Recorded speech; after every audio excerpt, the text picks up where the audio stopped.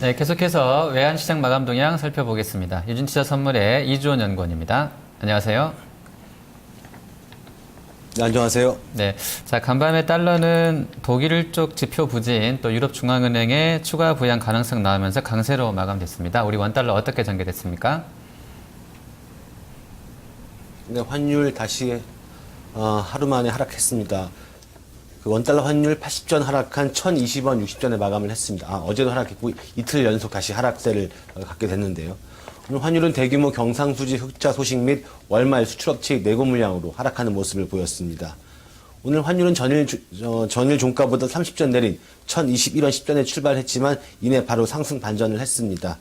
그러나 외국인의 국내 주식 순매수가 이어진 데다가 한국은행이 오늘 아침에 발표한 4월 경상수지 흑자 규모가 71억 2천만 달러를 기록, 26개월 연속 흑자 행진이 이어진 것이 환율에는 부담으로 작용하면서 다시 하락 반전했습니다. 이후에는 1,021원에서 22원대의 좁은 레인지 안에서 눈치 보기 장세를 이어가는데요.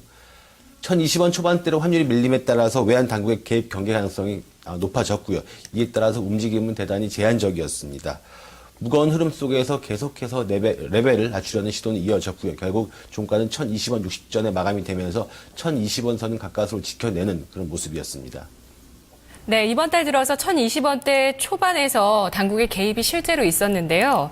자, 이렇게 해서 오늘까지 나흘째 원달러 환율 하락하면서 1,020원까지 월간 기준으로 저점을 오늘 종가 기준으로 형성을 하는 모습입니다. 내일 이제 5월의 마지막 외환 시장의 거래가 진행될 텐데요. 어떤 식의 흐름을 전망하시나요? 네, 일단 지난주 같은 경우는 두 차례 실개입 추정이 있었습니다. 추정이라고 하지만 사실상 실개입이 있었던 걸로 보여지고요. 20일과 23일에 두 차례 개입이 있었는데요. 특히 23일 같은 경우에는 월말 수출업체의 내고 물량, 즉 이번 주에 어떤 내고 물량, 환율 하락세를 대비해서 종가 관리에 들어가는 그런 모습을 보였습니다. 그러면서 1,022원대였던 환율을 1,025원대까지 끌어올렸는데요. 하지만 아무래도 현재로서는 부담이 클 수밖에 없는 상황입니다. 즉 개입 명분이 약해질 수밖에 없는 상황인데요. 무엇보다도 달러가 너무 많습니다. 월말 수출업체의 내고 물량이 그대로 대기하고 있고요. 또한 오늘 발표되었듯이 경상수지 흑자 규모도 계속해서 흑자 행진을 이어가고 있습니다. 5월 역시도 경상수지 규모가 흑자일 것이라는 그런 예측이 지배적인데요. 따라서 하지만 환율이 1,020원 초반대로 하락함에 따라서 당국의 개입 경계 가능성이 역시 높아졌습니다.